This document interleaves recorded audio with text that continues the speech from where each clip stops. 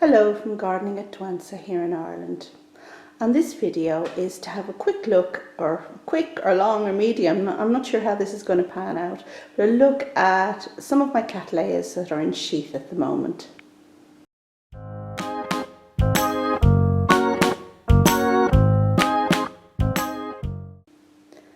Okay, so it's January and light is bad, so I've decided to actually shoot this video here on the windowsill and just bring a bit of extra light in.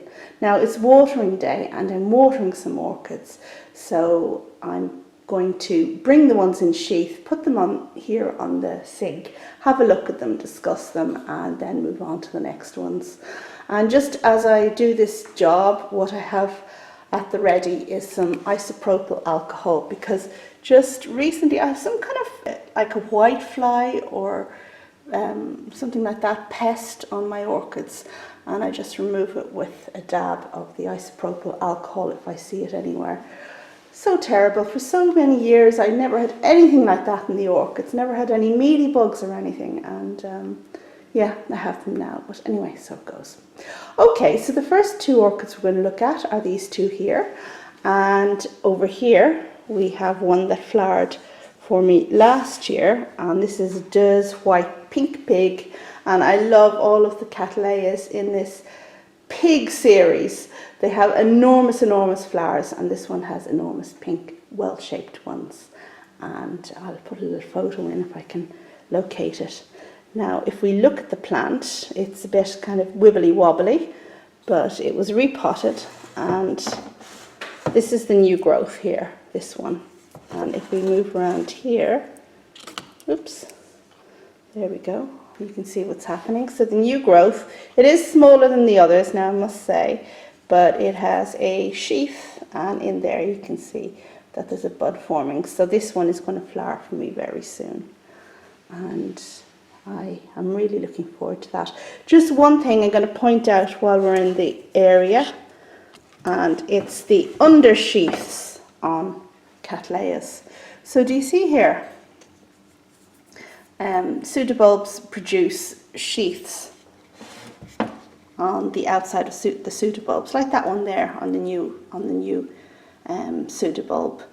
And that is still moist, so I'm not going to be removing it just yet, but as they dry they become easy to take off, and that's what I do with my cattleyas. I remove them just to make sure there are no pests hiding. Now underneath the sheath there's an undersheath, which is this kind of white film, see, and it does come off if you keep at it, but it can be quite a bit of a pain to take it all off. And on the last video I put up, somebody said that I had mealybugs on the plant because they thought this was mealybugs, but it's not at all. This is just an undersheath that has been partially removed. So yeah, I do know bugs when I see it. Okay, so that one's to look forward to. And the second one that I'm super excited about, and fingers crossed for me this time, is the Frances Fox one, name going up on the screen. Now this is a glorious orange flowered orchid, and we'll put the little photograph in there somewhere, but it's one that I've had for a while, quite a substantial plant as you can tell, and it tried to flower last year and I moved it and it blasted, so very sad story. But what we do have this year is, if we look over here, that is the spike beginning to grow, and we have a second one over here that is much clearer to see. So fingers crossed for this one, because I can't wait to see this in flower. Okay, so let's move on to the next two orchids. And next up we have two plants in the Cattleya Alliance that have been in isolation for a while. So I mean, they've been in a room apart from others, and you can see the reason why, because they have these black spots, and the big one has some of the older leaves. Now I think that the plants are okay now, but still I keep them in isolation. The big one is Cattleya Bob Betts, which is a very reliable flower for me, and as we can see, it's produced 2 buds, which have just come out of the sheath there at the moment.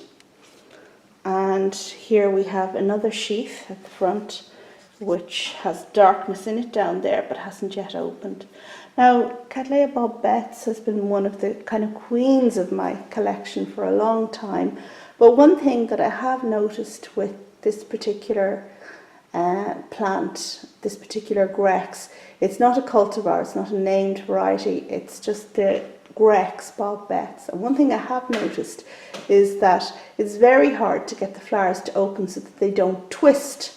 Now, of course, I'm growing this on a windowsill in Ireland where there isn't a lot of light, so I'm up against the odds, but it's really, really hard to get it so that the plants aren't just kind of completely twisted things.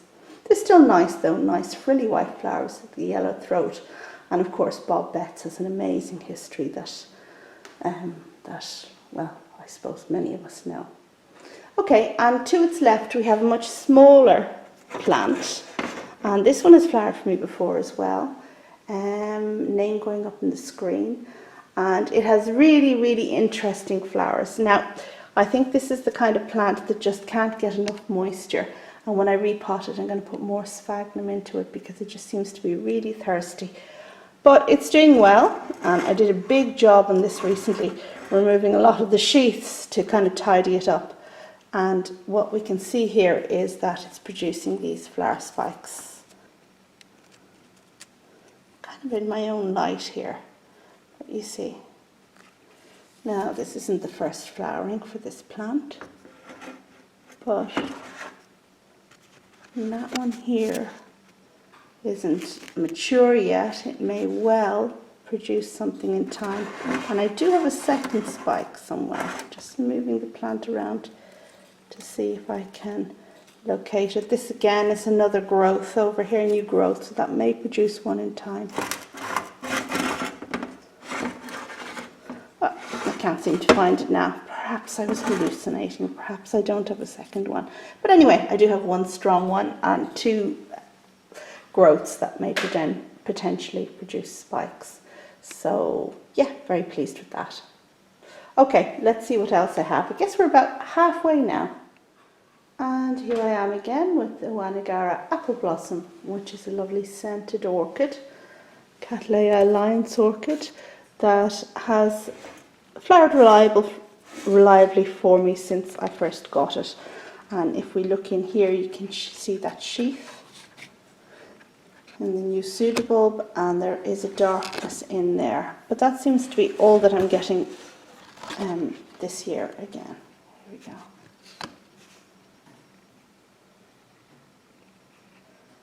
I wonder, can we see the darkness in there now? Anyway, there is one, trust me.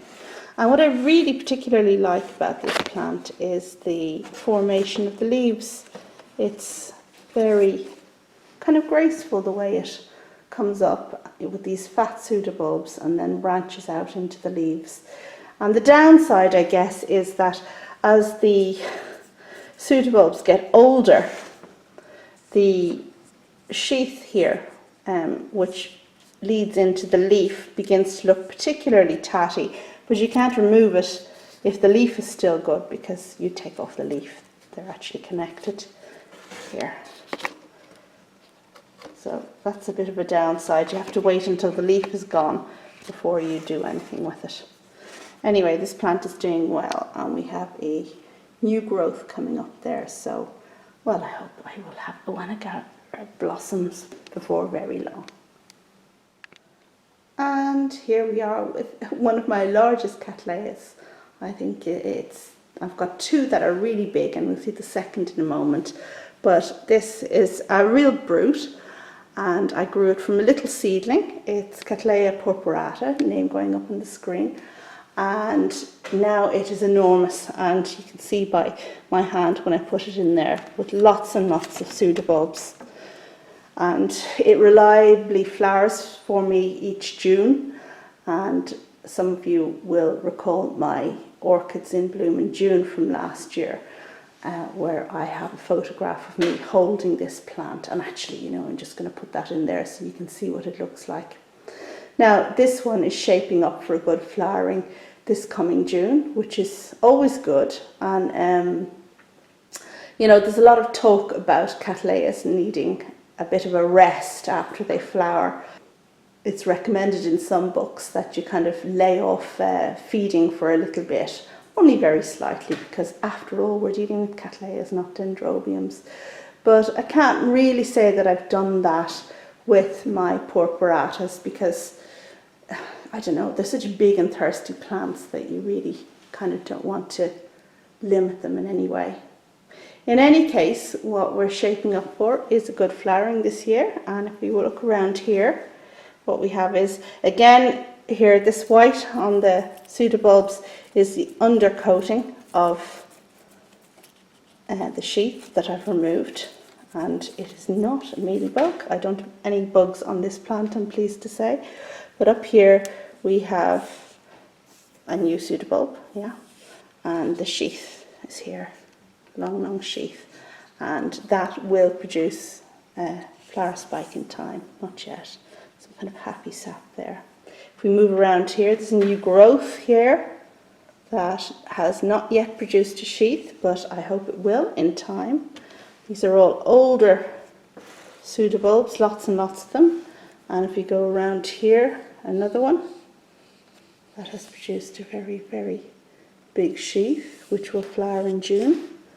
And around this side of the plant again, another sheath. So if you can imagine that these 3 or 4 new growths will each produce a flower stem with 3 to 5 or 6 flowers on each, it's going to make quite a big spectacle. And you need a big spectacle for a plant this size. So yeah, so check back in June and hopefully we'll have something to make a video about then. Now it's a big plant, but I have no plans to divide it anytime soon. I like big plants, like big cattleyas, and I can probably get away with it in this pot for another year. But we'll have to see when the next new growths come, how they want to push out and how close to the edge they are. Okay, so that's my Cattleya purpurata. And I guess let's have a look at the final plant. Okay, so I thought I'd give you a quick look at these 2 Encyclias before we move on to the final plant. And just to show you that Encyclias, Prosthecheas, this one here, cochleata, the one that I've grown from a small seedling, is doing really well, and I recently potted it on. It had missed out on repotting several times on the run, and it was so bad that the new growths had no space to move as they came up against the side of the pot. So I really felt, and also the medium started to break down, so I had to do an emergency repotting. And I put it into this much bigger pot, and I think it just looks so much happier there. Once I put it in, it was just like, oh, how could it ever have fitted in that much smaller, older pot? And I think it's doing okay as a result of the repotting. It's maybe a month ago now that I did it. We have new sheaths, but it was coming into sheath anyway. We have just one spike at the moment, which is this one here. There we are. I really like these flowers, and I especially love this plant when it's covered in these spikes. And see those globules of happy sap there around the new buds. Very sticky, but a good indication that the plant is doing well. And I think, yeah, so here's a new growth here at this side. Now this one I think was, I mean, it's smaller than the others as a result of the fact that it was jammed up against the edge of the pot. But, well, I think the plant should go from strength to strength from now. Let's have a final look at those little cockle-shaped flowers. Aren't they so amazing? I remember the first time that this opened for me after growing it from a seedling, and just watching it unfurl and those little legs come down like an octopus and swirl around the head. I just think it's a beautiful and unusual orchid. And there it is, very close up. And beside it we have another Prosthechea that also has flowered for me before, and this one is prismatocarpa. And I think we have good news this year as well. Now the new pseudobulb isn't as big as the other ones, but we do have a sheath in there in the new growth. So I hope that it'll flower for me again this year. It flowered for the first time last year. So I'd be quietly optimistic that we get something there. Okay, let's go and have a look at this final beast. And here we are with the final plant in the Cattleya alliance that I want to show you today. And this is one that has been in active spike for a while, and you've seen it in previous videos, whereas the other ones that I've brought to you today you haven't seen in previous videos this year. So anyway, this plant was repotted and divided in the summer when Dimitri was here, and it's a second flowering for it. Now I put this one up under my new grow light because it produces very, very, very tall flower spikes, and I wanted them to grow straight up. And despite the plant seemingly doing very well, I'm going to stand up in a chair now. I have some bad news to share with you, and it relates to these spikes, which, as you can see, have turned black. And that's because they burnt because of the intense light up near the bulb as they moved up. And this one happened first, and I thought, oh, sugar, or words to that effect. And I moved the plant back, but it was already too late, and within a day the second one also turned black. Now I'm not 100% sure that the flowers are gone, but I think they probably are. One of these was quite kind of like moist at one stage, but they seem to have dried out a bit now. But I think certainly they've stopped elongating, so it is not very hopeful at all. Anyway, so I just thought I'd share that with you. And anyone with new grow lights, do be careful, because even though your grow light may not be hot and your plant may not burn as a result of the heat, it can also burn as a result of the light. Okay, so that's that. Down I hop, and that brings me to the end of this update on some of my Cattleyas. Hope you liked it, and hope you'll check back for more orchid stuff. Thanks very much for watching. Bye.